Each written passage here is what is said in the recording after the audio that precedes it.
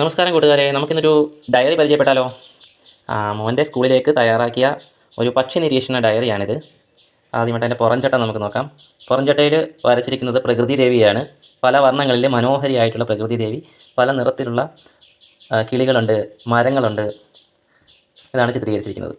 അതിന് പേര് നമ്മൾ ഇട്ടേക്കുന്നത് വർണ്ണച്ചിറകുകൾ എന്നാണ്. പക്ഷികളെ പറ്റിയുള്ളതായതുകൊണ്ട് ആണ് അങ്ങനെ ഒരു പേര് നൽകിയത്. ഫ്രണ്ട് പേജിലും അത് തന്നെയാണ് എഴുതിയിരിക്കുന്നത്, വർണ്ണച്ചിറകുകൾ പക്ഷി നിരീക്ഷണ ഡയറി.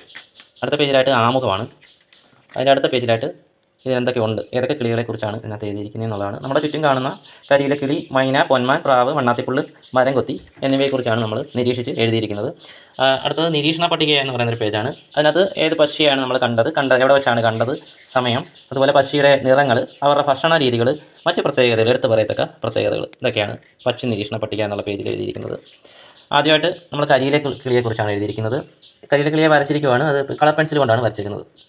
ബാക്ക്ഗ്രൗണ്ടിൽ നമ്മൾ ഓയിൽ പാസ്റ്റൽസ് ആണ് ഉപയോഗിച്ചിരിക്കുന്നത്.